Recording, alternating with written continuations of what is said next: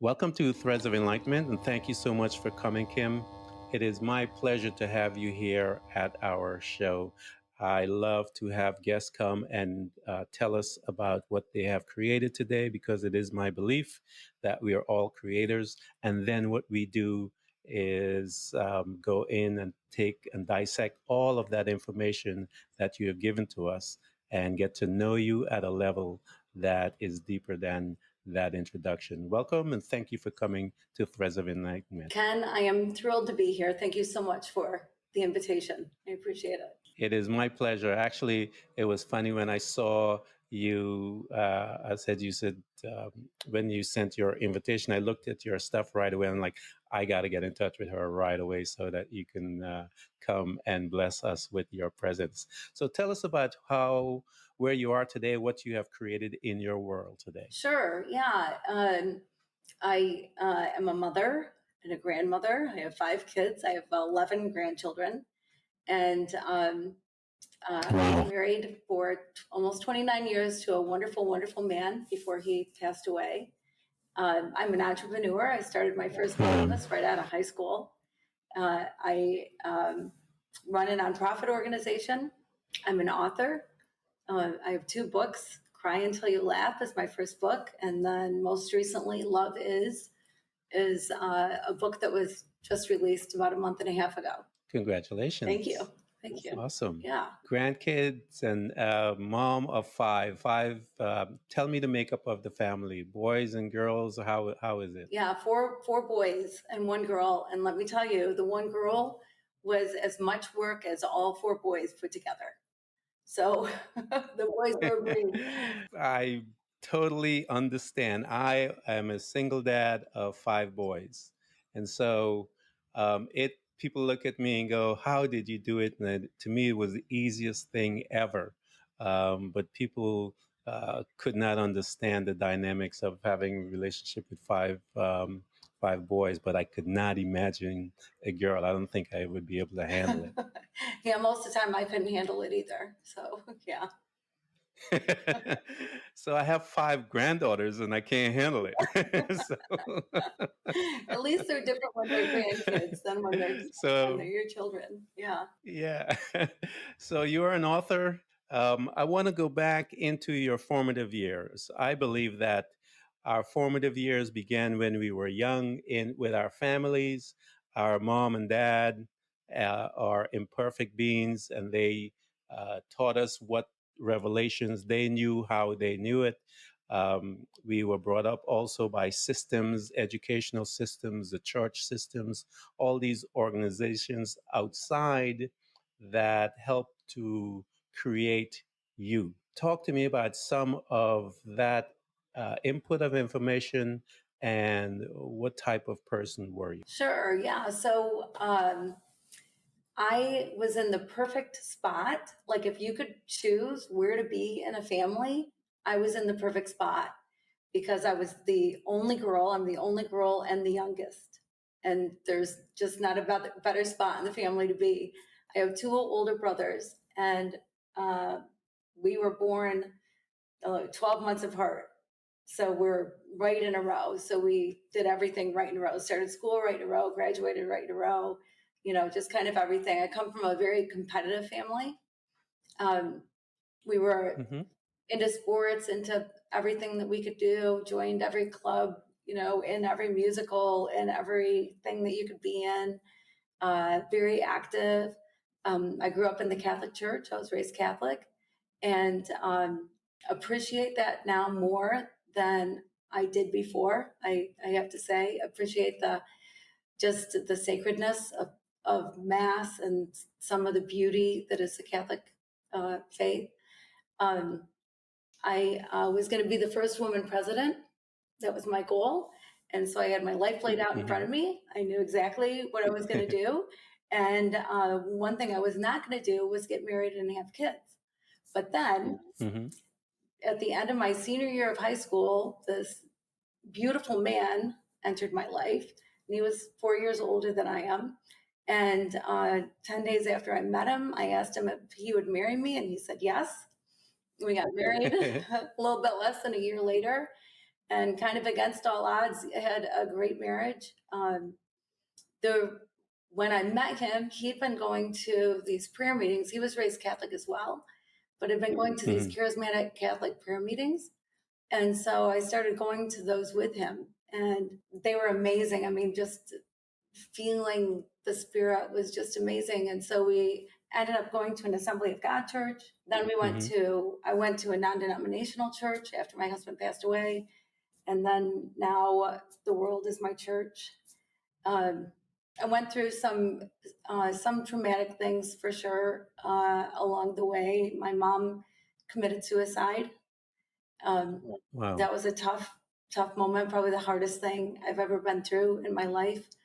I was in my 20s. My kids were little, and not anything I ever wish on anybody. I learned a lot about suicide.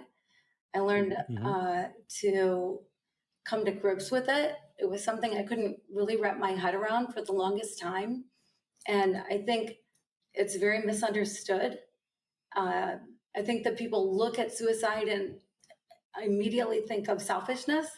Like, how could they do that to me? How could they do that? Well, first of all, they didn't do it to you, right? But also, uh, when you are in that dark of a spot, when you're, because I don't go there, I don't think about suicide. But when somebody is in that dark of a place and that they're thinking about ending their life, quite often what's going through their mind is they'd be better off without me. Like if they're not here, that everybody else can go on with their lives, that they're a burden on their families.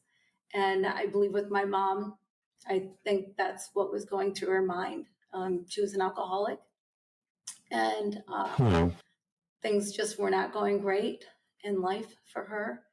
And she'd been through a series of not terrific things. She survived a hurricane that went right over St. Croix and the Virgin Islands, and had surgery kind of all at the same time. And then just sort of the perfect storm happened to her. And but the beauty of it though, Ken, is that I would never wish it on anybody, but because I've been through that in my life, I can relate to people who've been through that in their life. And I have been called many times when somebody has a friend who has somebody in their family or somebody they love die that way. I get a phone call and I'm at their house and talking to them and helping them with whatever support I can possibly give them. And if I wouldn't have gone through that, I wouldn't have that opportunity. And so I think Yeah. that, the things that we go through, we have a choice. We can Yeah. either use the things that we have gone through, make positive come from bad stuff, or we can wallow in it. We can just stay Yeah. behind and not grow and mature beyond. Yeah, it's you have a powerful story. What hurts me, because I've had situations like that when people say that they're selfish. I think the person who made that comment is selfish because you have to be able to put yourself in that person's space, the empathy, the darkness for them to make that final decision, the pain, all of the other things. I think we need to take the time to reflect more on their story, not our story. And so a selfish person will say they did that because of selfishness, because the pain that person is in. And I believe the fact that you have gone through that and allows you to be able to reach to people that are going through that. Why? Because I believe, as you were saying, you guys were in prayer and so forth. Once you're in there, the faith that you have when you're speaking to someone carries a tremendous amount of power because why? You have lived it. You have been a part of it. And so you're not speaking just from what you read in a book or whatever. You're speaking from an experience that you have gone through and that you found your way through. And when you carry that message to someone, it will have this impactful um, uh, force within that delivery as you deliver it to them. that it will change their life. And so you went through that in order to be effective this way. And I tell people the reason why God can trust some of us, that when we come out of it, we can then reach back to people. He needs people that are not selfish, where they stay within the mess, but the ones that are have guts and courage to come out, because he wants to use them as servants. That's the end results of all of this thing, that once you go through that path of what I call enlightenment, is for you to become a servant. And what a beautiful um, space that people can call on you, and you have that effect on that family member or that person whenever they call on you. It's a privilege, Kim, to be there. Yeah, it is a privilege for sure. Yeah, I mean it's such a shocking thing. I think it's the worst way to lose somebody, um, Hmm. because you know accidents happen and illnesses happen, Yeah, and those are not that that's ever good or happy. You yeah, know yeah, that's tough too. But yeah. yeah, but I agree. I had a couple of my kids had seizures growing up. Uh, Hmm. and that's another thing, you know, when parents are faced with illnesses with their kids, it either breaks up couples or brings them closer together. Like there's so many Yeah, things that we get to choose in life, right? There's some things that we don't yeah, get to choose. Like I didn't choose my mom dying that way. I wouldn't have chosen that. I didn't choose yeah, my kids to have seizures. You know, I wouldn't have chosen that. I wouldn't have chosen losing my husband when I was 47 years old. You know, those are choices that were beyond my control. But yeah. the things I can control are what I do with it, how I move forward, Hmm. if I use it in a positive way, if I choose to live a joyful life and a life of love Yeah. and peace and wonderment. And that is what I choose It's to do for sure. That's powerful stuff that you've talked about. One of the principles, I believe, the key principles in personal growth is the power of the decision. Um, you and I, when we are not on that journey, I believe we just kind of drift. Um, and we think we're making decisions, but we're reacting to circumstances. But when you are starting in your journey, you are making decision, because when you make a decision, it is a powerful tool that allows you to manifest things in your life. Um, and so um, I want to talk to pan back a little, Kim, because you were telling the story of your mom. I want to go in there a little deeper as to how did that process, that time affect Kim, the individual, as to how you made decisions, how did you govern your thinking process within that dark space? It was there was a cloud. When I got the phone call, my brother called me, and at the time I was homeschooling my kids because of their seizures and the medication that they were on. They couldn't stay Hmm. awake all day in school. They needed to nap in the afternoon, and so my brother called and told me uh, that my mom had died, and I talked to her every day. We were really close, um, and told me how, and I just was in disbelief. And my first reaction was went back to my Catholic roots. And in Catholicism, you're Hmm. told that if you commit suicide, you go to hell. And hell's a whole Hmm. nother conversation, right? But Yeah, you're yep, told, you know, that's what the Catholic Church teaches. And so immediately my mind went backward a bunch of years to my Catholic upbringing. And yeah, so I was panicked for a lot of different reasons. And I quick went to the next door neighbor's house. I called my in-laws to come and watch the kids. My next door neighbors came over to watch them so that I could leave right then. And all the way driving there, I was just crying out to God, saying, "Lord, look, don't let this be so, just don't let it be so, whatever, I'll do whatever you want me to do. Just something's got to not be, this isn't right. And I got to the house, my husband was there, and my brothers, my dad, and and I went to my husband and I was bawling and I just said, Steve, this is what we're taught, whatever. And he said, Kim, that's not from the Bible. That's not Nope. from any book that, of Yeah. wisdom. That isn't. That's something that the church made up because they Yeah. also said that martyrs immediately went to heaven and skipped purgatory that the Catholic Church believes in. And so with that, then people were kind of throwing themselves in front of bullets, basically to look like they were dying as martyrs, so they'd go straight to heaven. So the church had to kind of put the hammer down and say, "Oh no, because if it's suicide, you're not getting in." And so, so as soon as he said that, that was a relief to me. I just was praying, Lord, just give us a sign. My dad I've never seen grief like the level of grief that my dad suffered. He just was out of control. Like he didn't know what to do.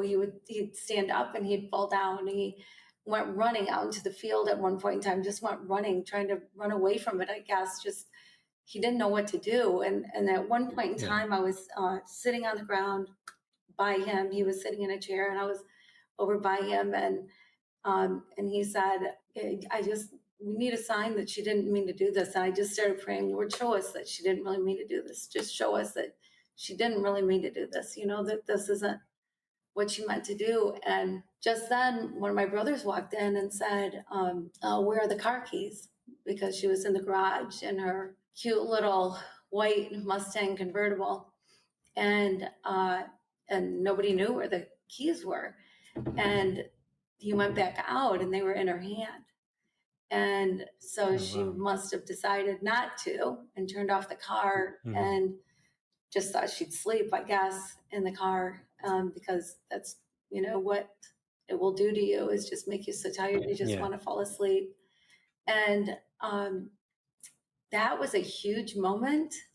As funny as that might sound to people, for my family, that was a big moment. Like, oh, she was in this dark place for a minute, but she decided not to go through with it. She decided not to do it, and that gave us comfort somehow in a weird way. And but I didn't even know, and it was long enough ago. It was 1990, and there was such a stigma. There's still such a stigma, right?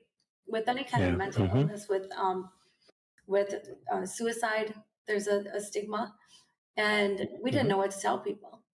We were like, God, do we say how she died? Like somehow we felt like that was a reflection on our family, and that didn't define our family. And we had a lot of critical people in the family, extended family, aunts, uncles, cousins who kind of just drifted away from us, unfortunately. And you find out who's really there for you when you go through something like that.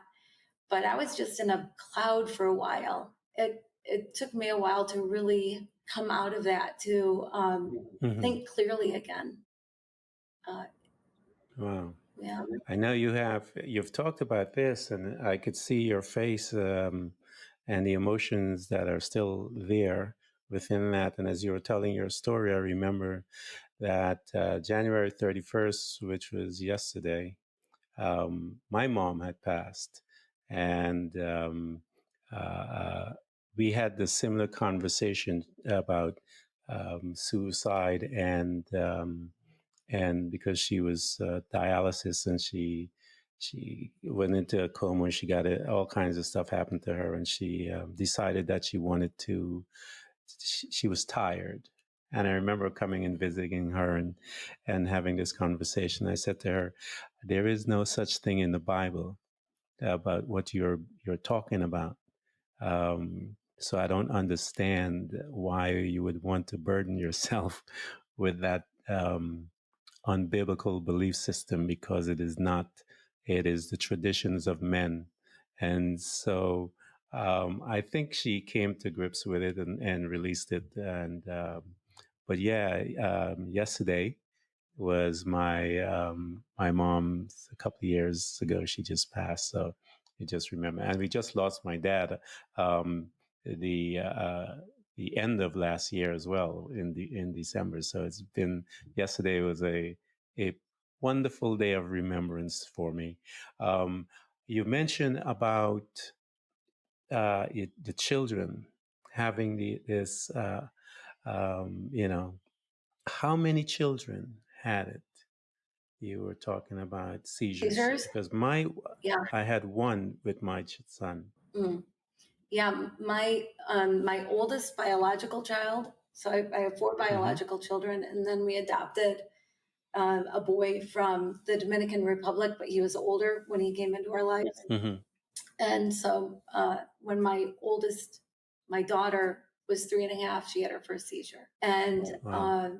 they thought it was just a febrile seizure. You know, when we took her to the hospital, we didn't know what was going on, and but then a year later, when she was 4.5, she had a seizure that lasted 3.5 hours. And they told us that she likely would never walk or talk again because it Wow. was so long. And Hmm. um, I wasn't with her, she was with a babysitter. And so by the time the babysitter let us know that had been seizing for so long, um, my husband was in a different vehicle, ran home and got her, took her to the hospital. I met them at the hospital, and I walked in, and it was like a spider web of tubes all over, and my poor little 4.5-year-old baby just laying there in her panties and with all this stuff and just completely out of it, and it was horrifying. It was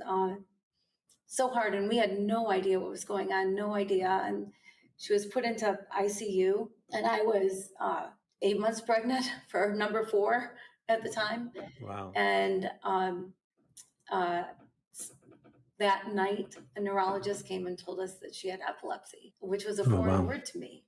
But all it Yeah. really means is that you have seizures, but it Hmm. doesn't tell you why. It's just the Why? Yeah. overall term, as you know, because you have a child. And I spent the night sitting in a chair next to her bed and praying and praying and praying, and she woke up the next morning, and she said, "Mom," and I just Wow. cried and cried and cried. And it took her a bit before she could walk again, Hmm. but she got the skills back, and she ended up being an all-state volleyball player for all 4 years of Hmm. her high school years. She played volleyball in college. Wow. That's She's a awesome. wonderful mom now, two beautiful daughters, and she's come a long way. But then my number three, when he was 3.5, he had his first seizure. So Wow. then the two of them, and his first seizure was like hers all over again. Like you would think that maybe it'd be easier to have a second child, like Hmm. you've already been through it, but it wasn't. It was, if anything, Yeah. harder to think that this could Yeah. happen to another one of my kids. And Yeah. so it was awful, but it was a complete miracle that happened in their lives. And I prayed and prayed, Lord, heal them like you did back Hmm. in the Bible days, take their seizures away. But please write it on the wall so I know that they've had their last seizure. I need some evidence Hmm. that this is it, this is Yeah. it. And that is exactly what happened. And no more seizures after a certain day. My daughter was 9 years old, and my son would have been 6, and no more seizures after that. Just none. Just, it was a Wow. miracle. Yeah, it was wonderful. But Powerful story of faith and belief. Having your conversation with your God, and I tell people there's nothing like it on this planet to have that conversation with your God, even when times are difficult. The Bible tells us that He's there, especially in those times. And my son, he had it when he was born. He was a young baby, and I would hold him. He was a premature baby, and I would hold him in my hands, and I would see his chest, this little baby's chest, premature baby's chest, just bouncing back and forth, can't breathe in this state. And the medication that we would give him would, I mean, you would, to see what it would do to this little frame. It was heart wrenching. And at the time, I had a friend of mine that was a chiropractor. That he was a chiropractor and a trainer to lots of the Olympians and so forth. And he was my chiropractor. And I went to him, and I was rehearsing my pain to him, and he told me to bring my son to him, that he would be able to adjust him using me, and which he did. And I remember when I got there, I came home and I had the medication, and I went before God and I said, "You said in your word that all good things Mhm. come from God, and this child is a good thing. And I'm going to trust that you are faithful to your word." And I went with a bunch of Bible verses to him, Kim, and then I tossed the medication away, and I kept it quiet because I know everyone else would have told me that I'm trying to kill my son. But the beautiful thing about it, his pediatricians, the doctors, everything that every time we took that child to them, they called him the textbook baby. Whatever the textbook said that he ought to be, from weight to height to everything, he was exactly what the textbook said that he needed to be. And so they called him the textbook baby. That child is 6 foot 2 inches. He's a tall guy. Um, he is traveling the world all over the place, and he is perfect speaking and all of those things. So I believe in miracles just like you do, and we saw them in our lives personally.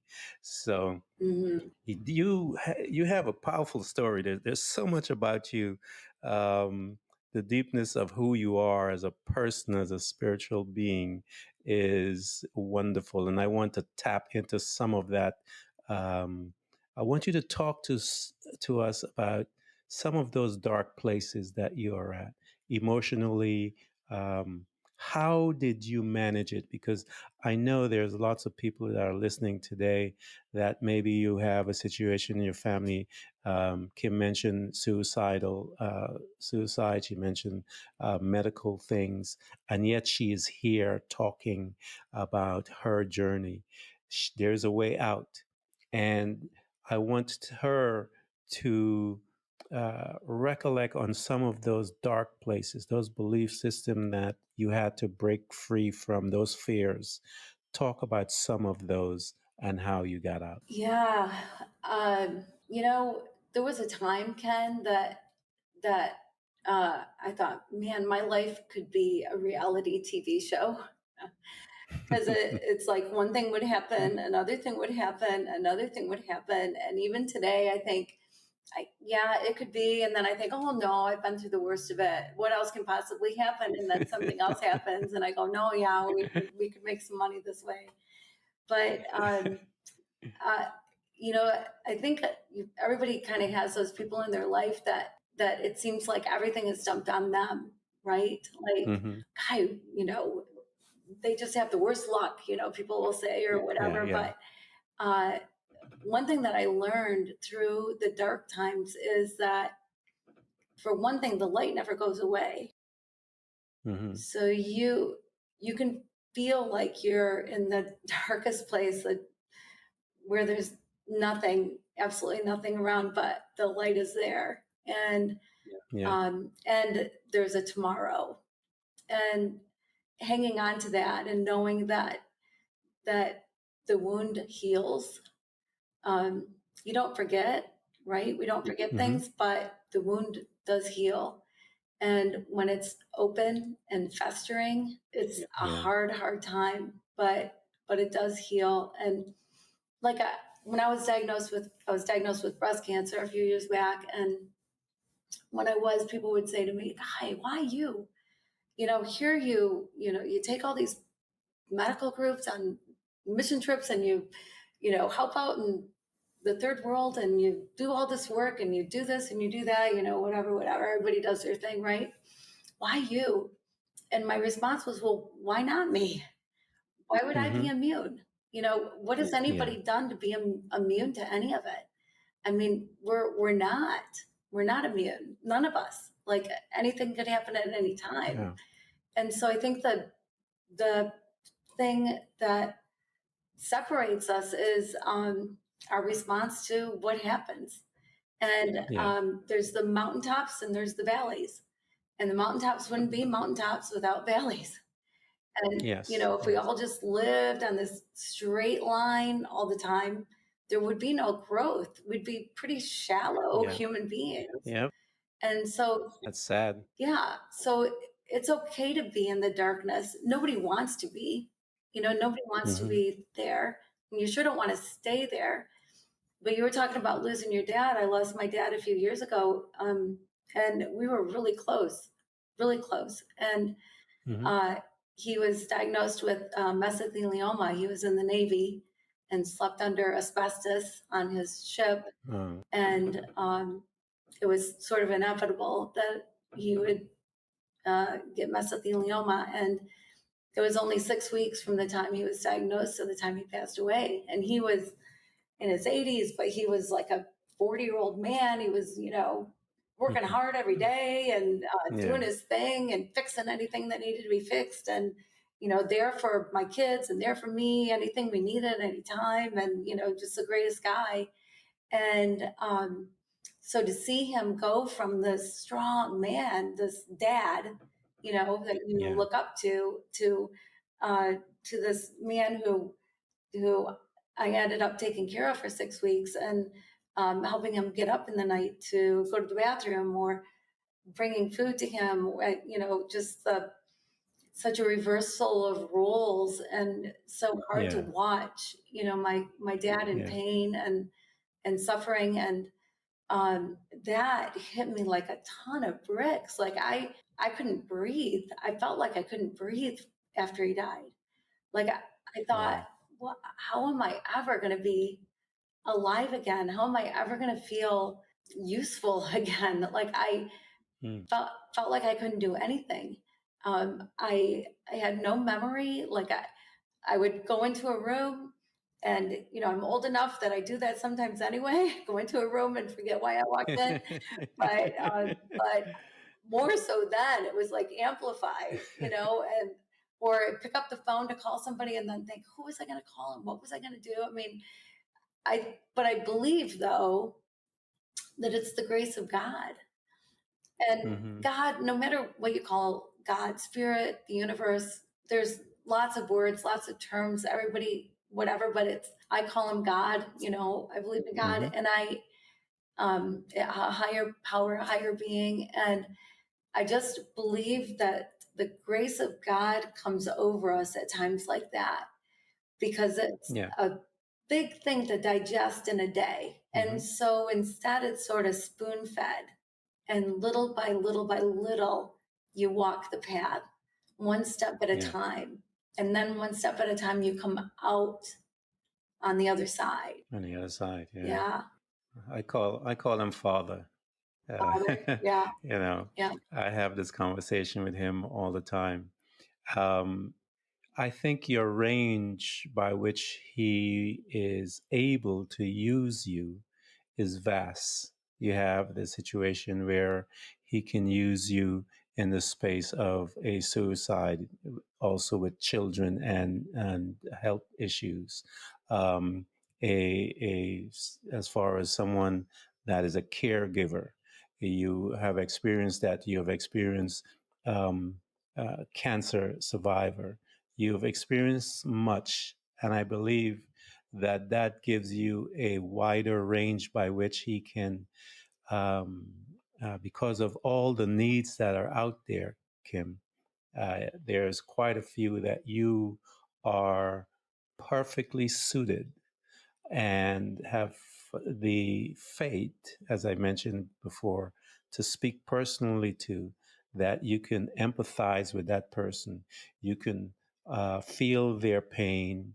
You can understand exactly how they are, and you can walk with them and help them to proceed out of it. And so I look at a woman that is skill set is vast when it comes to um, helping the needs of others. And so I tip my hat off to you that you are a fighter, one that believes in her God, and that she sees the other side of it, and she understands the power of her decisions.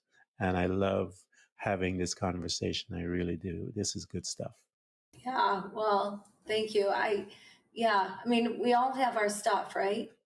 We all go Hmm. through whatever it is that we go through in life. And um, so I think everybody, if you really think about your life, you can think of ways that you can help other people walking through the same thing.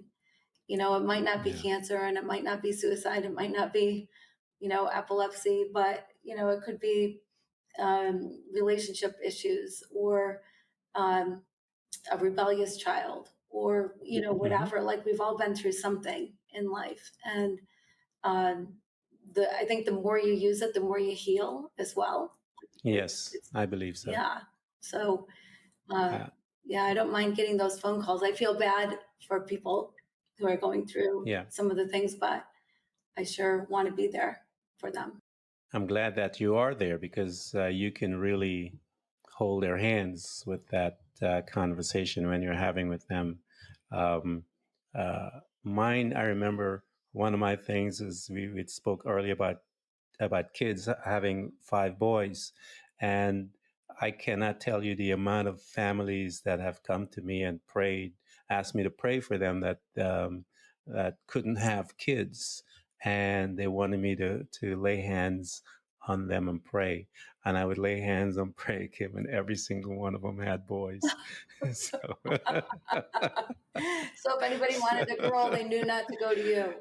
not to come to me. And so why? Because I had the faith for it. You know, I had five boys, and so in my mind, when I'm praying for that family, I am praying with that energy for boys because I'm familiar with that.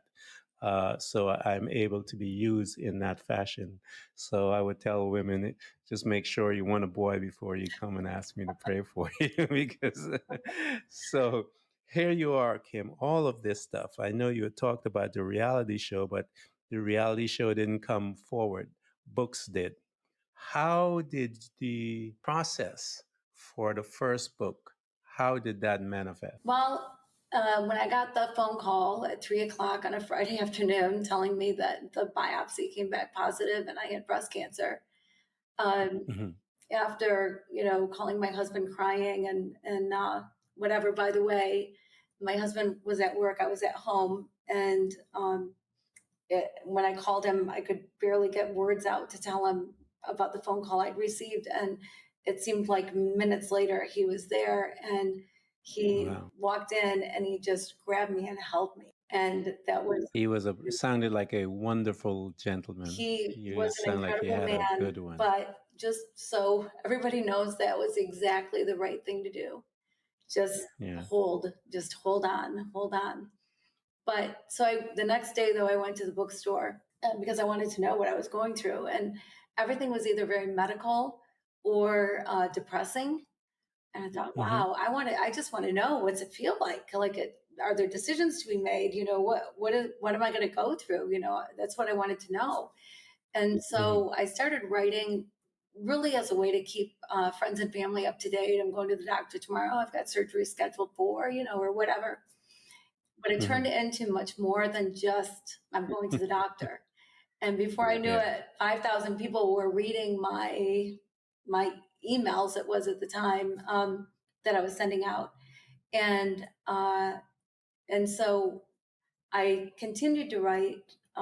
4 months after I was diagnosed, my husband was diagnosed with pancreatic cancer and Oh died my. 6 weeks later. So I was writing Wow. during all of that time, and then I put my everything on hold when my husband was diagnosed, and then had surgeries and things to go through after um, he passed away. And so I continued to write for about a year, and that all those writings turned into a book, Cry Until You Laugh. And I named it Cry Until You Laugh because I think that's what you have to do. You know, of Hmm. course you're going to mourn, and of course you're going to cry, and of course there's going to be tears, there's going to be sadness. I mean, those are just real things that you're not going to avoid, right? I mean, we're human. Yeah. Um, Yeah. but you have to be able to laugh again. You have to give yourself permission, I learned. You have to really give yourself Yes. permission to laugh again. You know, that it's not dishonoring to anyone who has passed away. I would do anything in the world to have my husband back. If he walked through the door right now, I'd be so happy. Like that would be the greatest Yeah. thing. But it's not going to happen. And Yeah. so, you know, I have to be able to laugh again. And I know people who have struggled laughing again because Hmm. they feel like it's disrespectful. You know, like, oh, I should be in mourning because my husband passed away, my child passed away, you know, my father, my Yeah. mother. But don't live in it. You know, don't live in it. Yeah. Live in joy. Live in joy. Joy is a gift from God too, and Yes. accept it. Accept that gift, and it's okay to laugh. And they would want you to, by the way, you Yes. know. Hmm. So it's okay to laugh. It's okay to do. So anyway, so that's my first book. So the process there was way different than my second book because I was writing just, you know, once a week or kind of when I felt like it, felt like I had something to say.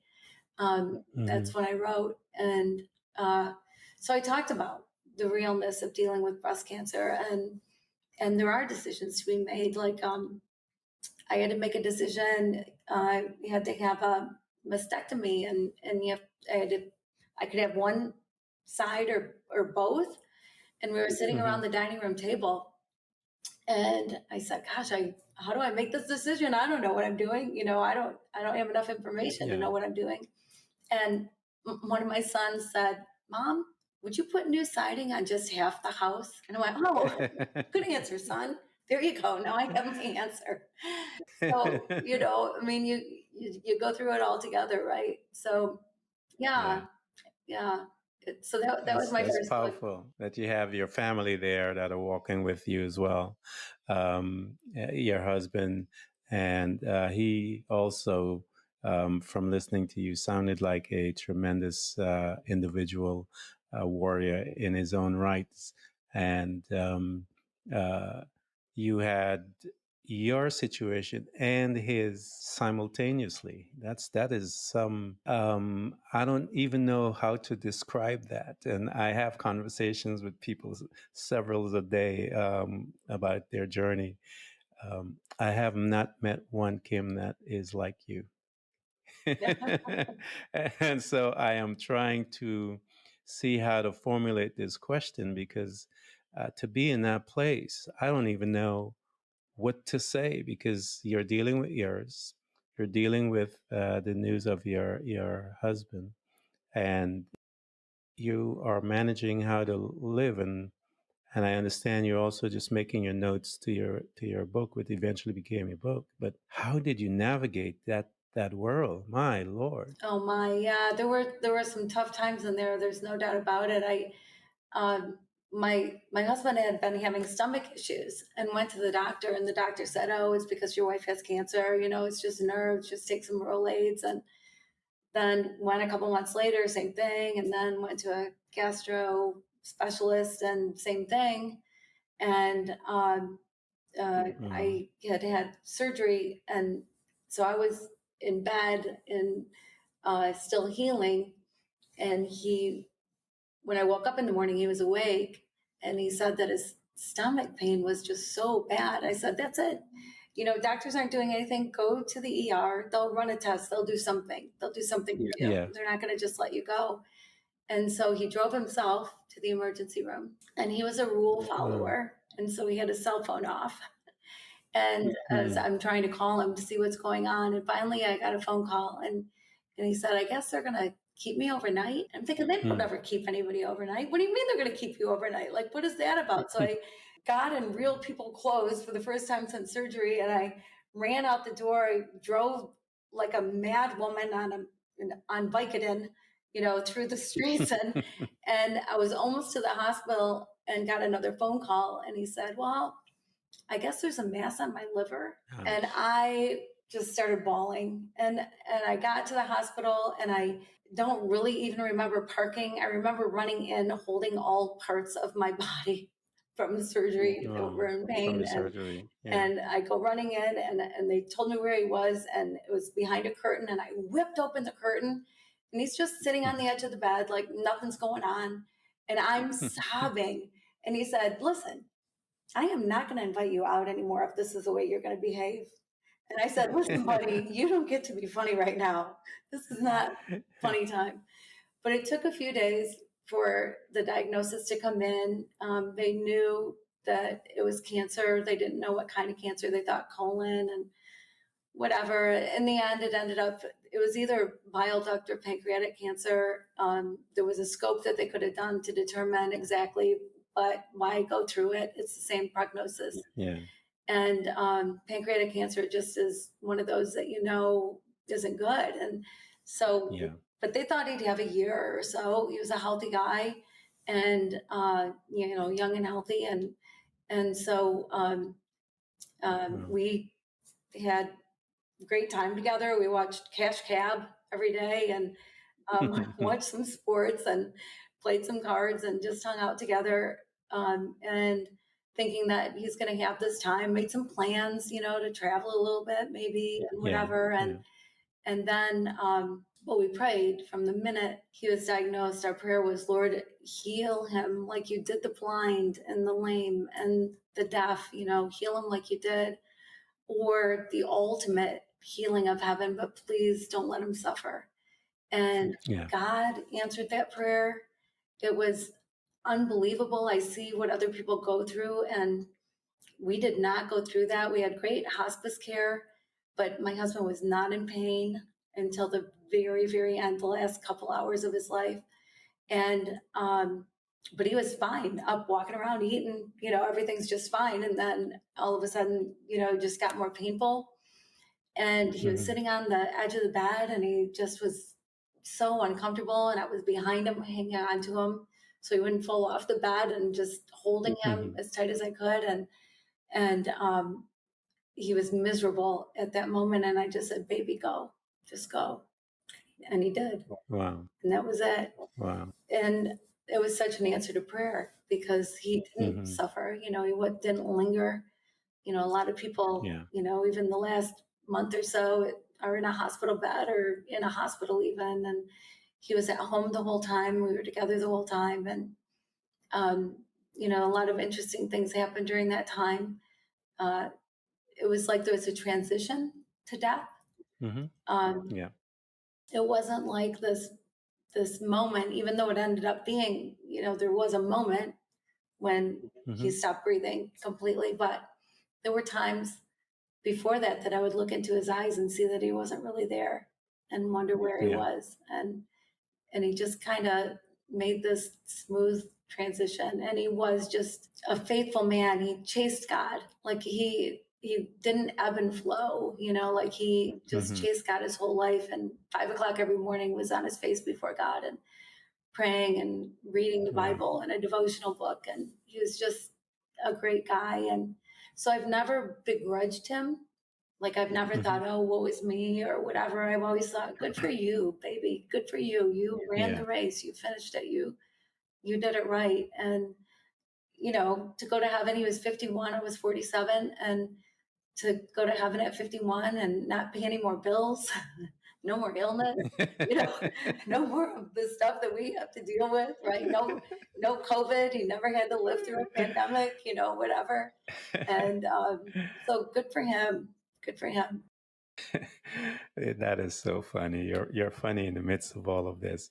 Um, but listening to your story, what a privilege and an honor that both of you had walking through uh, that journey until the time that he decided to leave the planet. And in many cases, in some cases, people have that choice, and it's good that he had that, and you were there to give him permission to make his decision to go on to the next dimension, as we say. And he's just exiting the body, and the body is here, but he is alive, probably having a conversation with his God Mhm. that he was reading about in the morning and talking to. So that's a beautiful picture that you have given to us. So here you are, this woman that has such a vast resume of life experience. Your second book, how did that title came in and you just got published? How did that come out? And how do you feel about that? Well, the title of the book is Love Is. After losing my husband, who I was madly in love with, I Mm-hmm. just questioned love. And, I thought about it and I thought, hey, do I really understand it? Do I really know the true meaning? And there's not a manual. You don't go to the Yeah. bookstore and find, Love for Dummies or something, right? We Mm-hmm. learn from our parents, we learn from people around us. And not everything that we're taught about love is love. Not everything done in the Mm-hmm. name of love is love.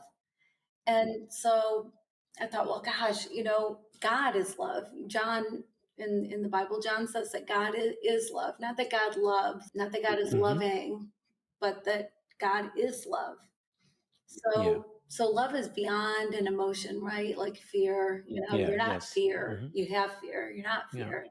But God is love. And so if God is love, can't we be love then too? And but what Mm-hmm. does it mean? What would that even look like? And so I decided I would dedicate a full year to figure out the real meaning of love. And I took that beautiful 2,000-year-old poem that we hear at a lot of weddings: love is patient, love is kind, does not envy, does not boast, etc. My Corinthians, the plan, book of yeah, Corinthians. right. My Yeah. plan was to take one word a month and figure out, well, what Mm-hmm. is love that is patient? What does that mean? What is love that Yeah. is kind?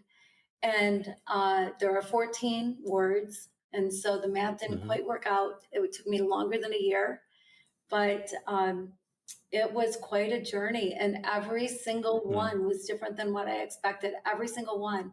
And most of the time I was in Haiti when I was working on it, when I was, Mm-hmm. just working on it, figuring it out. And so I start each chapter with what I think it is, and then the story that happens that brings me to the realization of what it really is. Because I figured out that Mm-hmm. if you put love is or love is not in front of any word, it completely changes the meaning. So Mm-hmm. I was chased by motorcycle gangs. I got lost on Mm-hmm. a mile high mountain with a medical student, a sweet, sweet medical student. I had to sleep outside with snakes and tarantulas. And I had some crazy experiences that brought me to realizations and Yeah. changed my life. I think would change anybody's life, knowing that first of all we can be love and that we can live love and we can understand Yeah. love. Um, and so love is the name of the book. And so that was a whole different journey than my first book for sure. Yeah. That sounds like a powerful book. I actually was listening to some of your stories in along with the Haiti trip. And for those who are listening to this podcast, I want you to pay attention to this, to Kim, one of the most powerful people I've ever met in my life. And her journey, as I've said before, her resume is vast. The study of love is something else. And I listened to that podcast that you had and your journey as to how that came about. Once you have made a decision about love and studying love for a year, there's no way that you're not going to be given situations that will come up into your life that will afford you opportunity to make other decisions than what you are studying. So I implore everyone that is listening to this, buy this book, buy her books. And if you want to learn about love, because Kim and I said earlier that this is what this world needs, couples needs this, because you need to experience what love is. She talked about the relationship with her husband and herself, and you and I need to learn deeper from her. The Bible says uh, they came to Jesus and said, "What's the greatest commandment on, you know?" And he said, "To love the Lord thy God with all thy heart, with all thy mind, with all thy strength, and to love your neighbor as yourself." And it sounded, Kim, like you went on this journey. You got to know this God of love, as you mentioned. God is love, and from that relationship, you're able to extrapolate your lessons learned and delivered it to us in the pages of this book. And so I challenge everyone to get a copy of it so that you can learn about what she has been through. Tell me, oh man, I don't even know where to go with this because you have deposited so much, you have been through so much. Um, Talk to me about today, the woman that is before me. What's there for you now? Uh, I'm excited for the future. Things are great. I actually just bought a house. I've been living in I moved from the house I was with my husband in to a little condo downtown in my city, and now I'm going back out to a house where I can have my grandkids over more and closer to them, and I'm excited about that. But I'm excited about life in general. You know, I don't know what's going to come my way exactly, but Hmm. I I'm very passionate about my book. I'm passionate about the things that I learned. I really believe that the world would be a whole different place if we all knew how to love each other. And I believe that Republicans and Democrats can sit down in a room together and get along and can love Hmm. each other, and vaxxers and anti-vaxxers, and it's okay. And that, Yeah. the lines that are on a map are lines that we have drawn. God didn't draw any lines on a map. And so Yeah. some of the issues that are out there, so much of it can be handled when you understand love and you understand that we are supposed to love each other. And Hmm. and it is the greatest freedom to know that that's all you have to do is love. Yeah. So there's no judgment, no condemnation, no boasting, I'm smarter, I'm better, I'm greater. No, we're all walking on the same dirt. We're all at the same Hmm. level. And love recognizes that. So Yeah. with love, there's complete equality, and there is just this beautiful total freedom that you can live in when you understand love. I agree with you.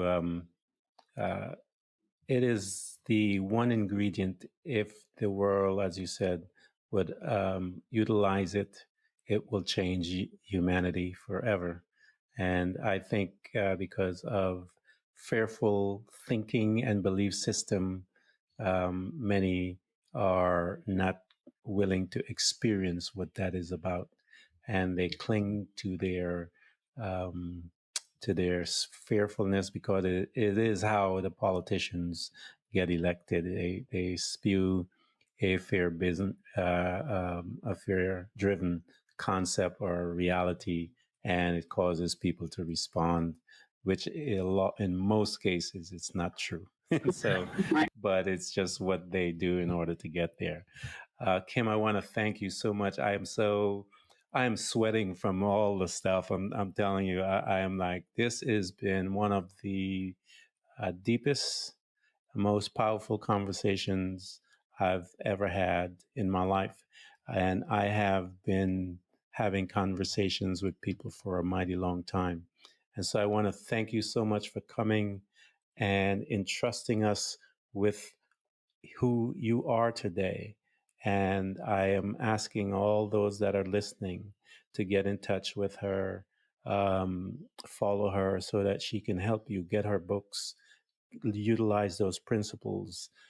She talks about love, utilize the principles of love. She talks about her dark places with cancer. I mean, she also is talking about her relationship with her God.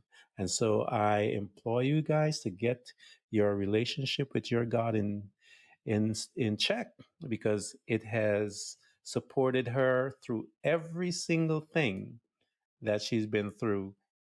Everything she has ever said was based on that relationship. Kim, thank you so much. Thank you, Ken, so much. I've enjoyed the conversation for sure.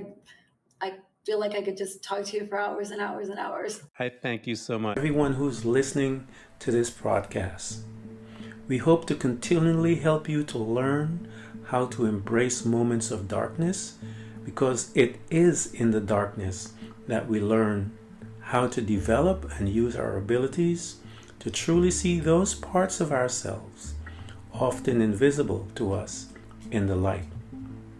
It becomes your responsibility to navigate through all of your trials, to find out who you truly are and begin your journey to loving yourself, which is possibly one of the most difficult things you will ever do in your life. To love yourself and to find the real you, but always remember to enjoy the journey. Thank you for coming by. Please subscribe, and if you can support us financially, we deeply appreciate it.